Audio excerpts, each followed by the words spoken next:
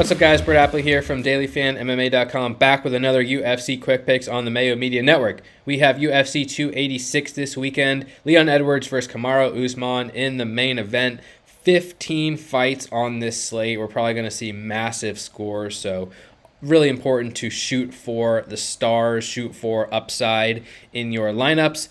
As usual, I'm going to give you my favorite DraftKings cash game play, tournament play, salary play, and a matchup I like on the slate this week. Before I get into that, make sure you subscribe to the channel, like the video, and why don't you comment below? Give me a fighter who's going to win inside the distance. How about that? There's 15 fights, so honestly, I don't know if any fighter is going to be extraordinarily popular. We're going to talk about maybe a couple who are, but if you can really nail down someone who finds a victory inside the distance, you probably have a leg up on the field. So always curious to hear your opinions. Without further ado, let's talk about one of my favorite cash game plays of the week, which is going to be Kamaru Usman at 8.9K. All right, looking at the main event this week for cash games, Usman is honestly pretty affordable at 8.9K, considering we have fighters priced up to 9.7K. Obviously, Usman is coming off a knockout loss. He's minus 245 to win this fight. Edwards is plus 205. I still think Usman is a value at this price tag, and it's just because he's still the better minute winner in this matchup. Perhaps Usman has questionable durability. Perhaps he just can't take a punch anymore. And if that's the case, well, Edwards is going to be live to find another knockout. However, I have to rely on the statistics and the minutes here. And the minutes and statistics show that Usman is just a better fighter. He outlands Edwards 4.55 significant strikes per minute to 2.59. Edwards wasn't even able to outperform his 2.59 significant strike expectation in the first matchup. And Usman is clearly the better wrestler as well, averages more than 3 takedowns landed per 15 minutes, defense takedowns at 97%, while Edwards has a 1.39 takedown average per fight, 68% takedown defense. Usman would have scored 128 plus points had he survived the final 56 seconds of their last matchup, and I think he's probably going to lean more heavily toward wrestling once again. That's going to be his easiest and safest path to victory. He landed 5 takedowns on 12 attempts in the first fight, earned more than 10.5 minutes of control, landed a bunch of ground and pound, and it's a good way to score from a DraftKings perspective. Obviously, he's going to be popular in tournaments. He'll be one of the most popular fighters, I would suspect. There's no guarantee of an optimal score, but I think he's projects to score very, very well in a win, given 25 minutes to work with, given his takedown upside. He has a great floor, a high ceiling. Usman is my cash game play of the week at 8.9K. Moving on to tournaments, I'm going to throw out a hopefully sneaky one for you here. Omar Morales at 8.2K. He's actually the underdog in this matchup, minus 103 versus the minus 117 of the newcomer Chris Duncan. And not to be confused with Christian Duncan, who is another UFC debutant on this slate. So Christian Duncan, 2 different fighters. Just so you know, this is the Scottish version, Chris Duncan, the slight favorite over Morales. And he's mostly a boxer. I mean, he has some leg kicks. He's got a little bit of wrestling in his game, but I project him as primarily a fighter who's going to win by knockout at the UFC level.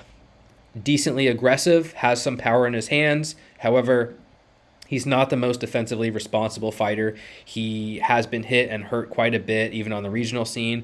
His only pro loss came by knockout to Borshev, in which he was put unconscious, and he was hurt pretty badly in his last Contender Series fight before coming back to win by knockout himself. So, tough guy, but he gets hit and he gets hurt, and I think Morales has a decent shot to win inside the distance.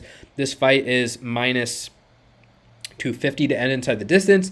The risk for both sides is that they'll both be KO or bust. You know, we're not going to project much wrestling here, and we're not going to project high enough significant strike total in a decision for either fighter to reach the optimal lineup. So we need a knockout, and that's kind of the scary part because it might just not happen. And even if it does happen, striking exchanges are high variance. Duncan's going to be aggressive. Morales is actually coming off a knockout loss himself. So Duncan has upside too, plus 150 inside the distance. I kind of think he's going to be more popular at 8K as the favorite currently with a better inside the distance line. But that's also why I'm giving out Morales as my tournament play of the week because he's got worse metrics, plus 190 to win inside the distance. He's the underdog, minus 103. He's more expensive at 8.2K. And I think he has just as good, if not an actual better chance to win by knockout in this spot because he's more experienced. He's just a little bit more technical and more defensively sound and hopefully lower owned. So interesting tournament fight to target. I like the potential leverage spot in Morales for his knockout upside at 8.2K. Moving on to my salary play of the week. I'm going to give out Yanal Ashmos at 7.2K, and I'm pretty curious to find out what his ownership will be because I've actually seen a lot of MMA Twitter on him. I think he's probably going to be popular within our bubble here. However, he's priced between Roman Dolidze and Leon Edwards and Justin Gaethje. So when it comes to public ownership on a large field tournament slate, I'm guessing he may actually not be that owned, which is a positive thing here. He is making his UFC debut against Sean Patterson, who is also making his UFC debut. We have Sam Patterson, who's making his UFC debut. We have a lot of newcomers on this slate. Patterson's minus 270 to win. Ashmos is plus 230. And the issue here for Ashmos, one of the reasons why he is a big underdog, he's going to be way smaller than Patterson. He's 6 inches shorter, 10-inch reach disadvantage. I mean, I don't have the numbers in front of me, but typically I want the bigger, longer fighter because they're going to have a bigger advantage at range, usually more dangerous in that sense. And Patterson has a lot of guillotine chokes on his record. He locks up the neck a lot, a decent submission grappler, and it's quite possible that against a smaller opponent who's going to need to,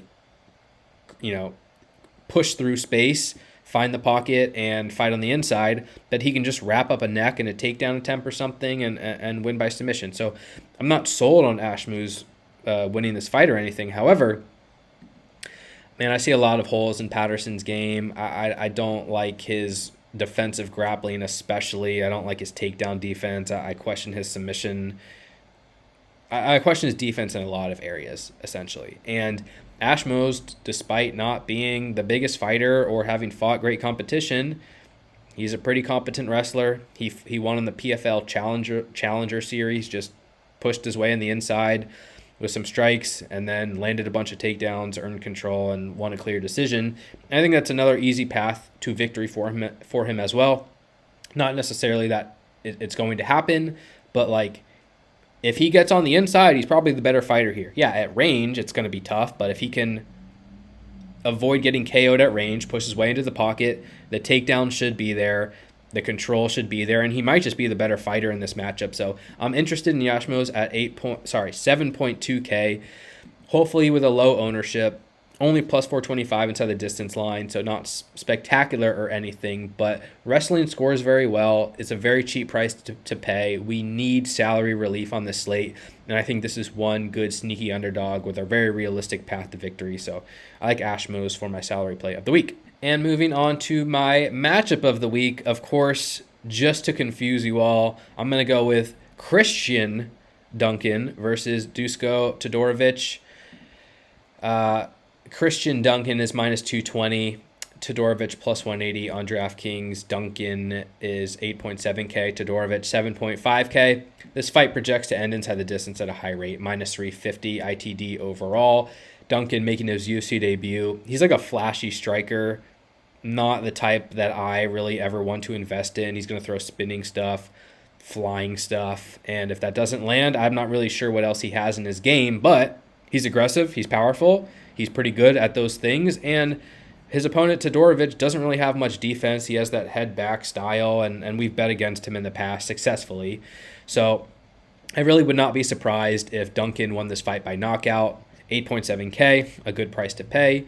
Minus 135 inside the distance, very good line. He probably will be popular, but again, he's priced right below Fiziev and Usman, so maybe his ownership will be kept in check. I don't love the guy. I kind of want to fade him in the long run, but in terms of this matchup, he does have early knockout upside, good tournament option. And I also think Todorovic is a good fighter, or a good fighter in this particular matchup at this price, 7.5K.